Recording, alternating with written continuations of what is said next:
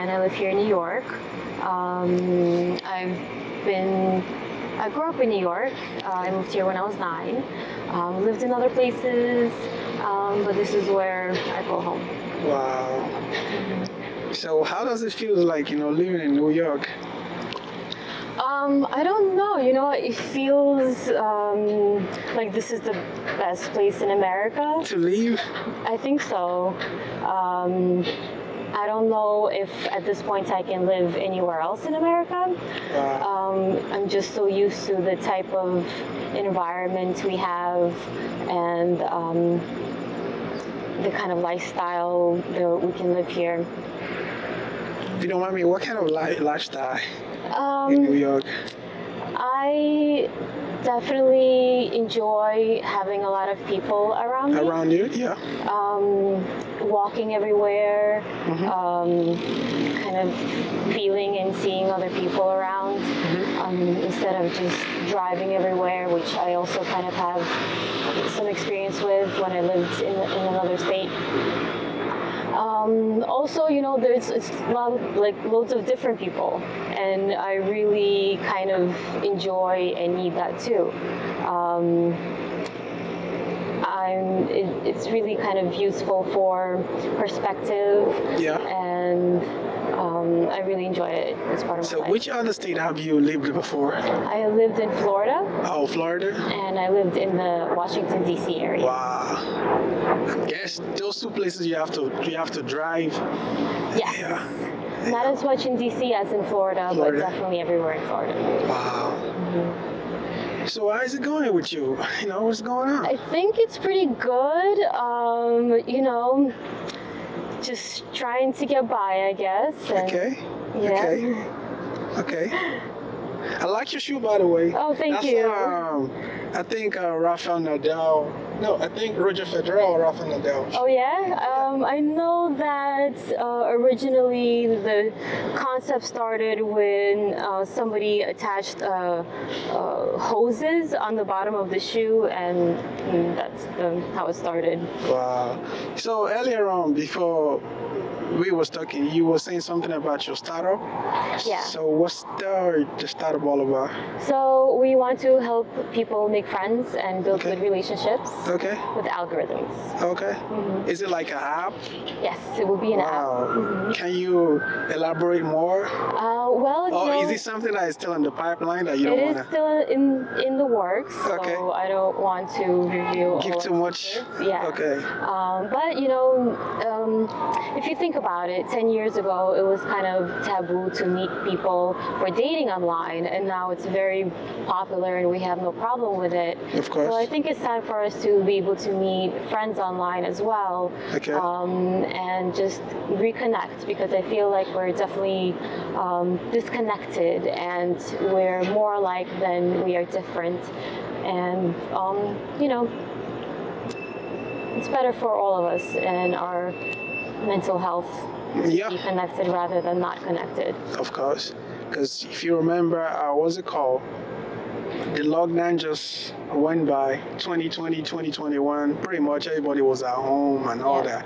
And thank God for the internet, because if not for the internet, it could have been worse, because during those times, a lot of people kind of I would say they discovered themselves, because the last time I spoke to somebody, he told me that he knew that he was going to be a writer, but just because there was no lockdown, he was going to work and he couldn't, But during the COVID made him to get down to that aspect of his life, and within 2 years he wrote 4 books. Yeah, wow. Yeah, That's great. Four books. That's great. 4 books. Yeah. So if you don't mind me asking, life in New York, how is life in New York like?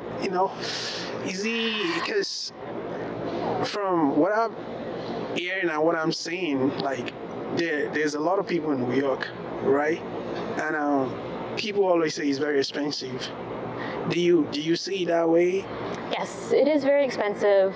Also, I feel like I missed the New York from maybe kind of 2 years ago, pre-pandemic, that than it is now. It's a little different. I feel like we are like less connected. Okay. We're a little bit more apprehensive. Yeah. It's a little less safe. So I feel like it could be better again. Yeah. So what do you see? Like you said, we're a little bit less apprehensive, right? Like what was it the COVID that made that happen, or just people just because from what I've seen from New Yorkers, they're nice people, but they don't come to you first. Like everybody's like, I don't know, maybe it's just the nature of the city. Everybody's just doing their own thing. Well, yes, but also I feel that there has been some effect from the last 2 years, and I think we don't trust each other, and we kind of assume a little bit worse from each other than we did before, maybe.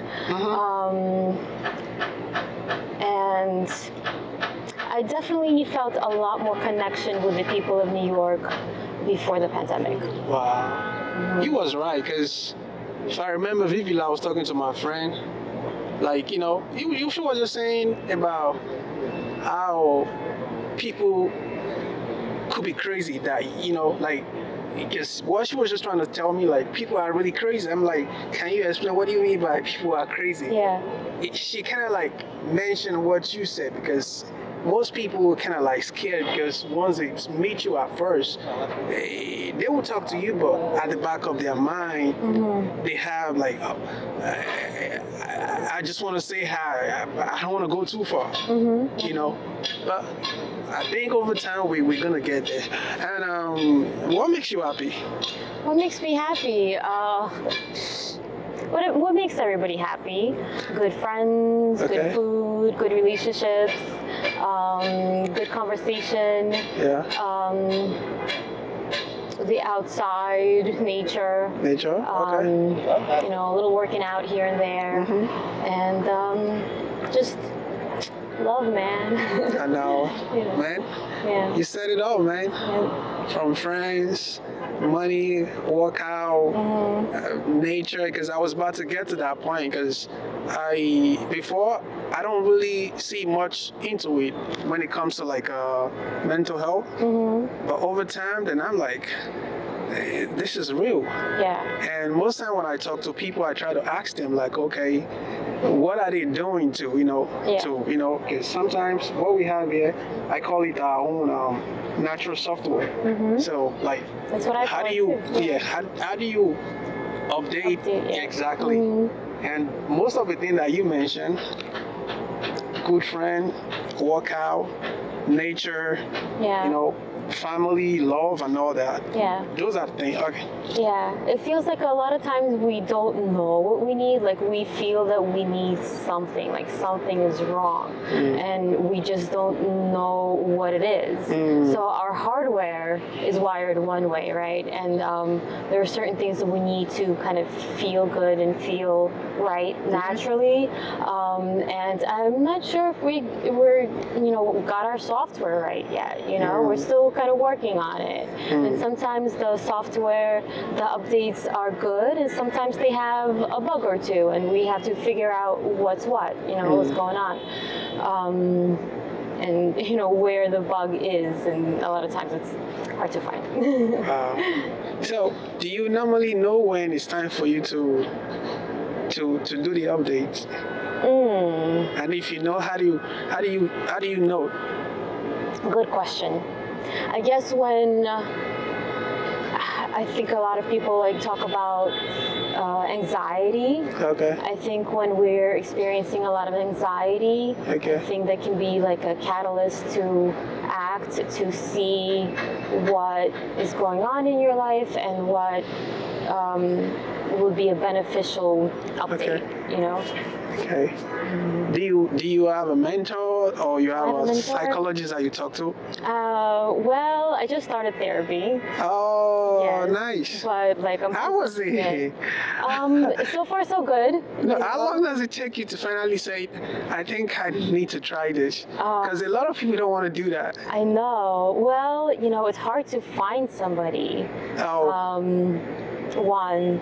you mean somebody you can pour your heart to, like be open up to? And it's just hard to find somebody that's available, I feel, and that you feel comfortable around. Okay, and that okay, is covered okay. under insurance. Okay. And so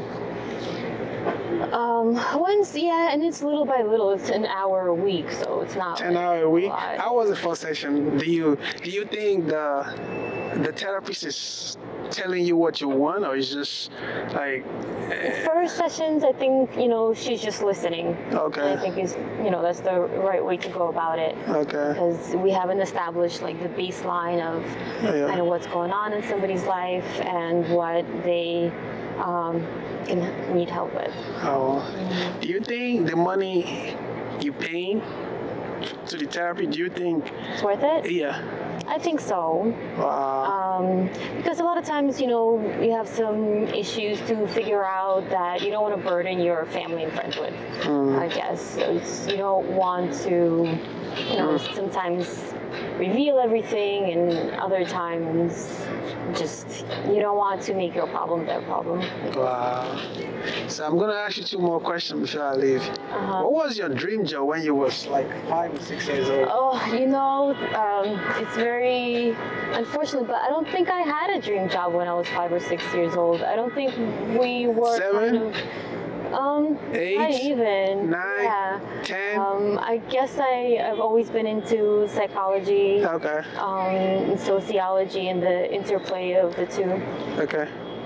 So Okay. I'm. Does it change over the years as you're getting older?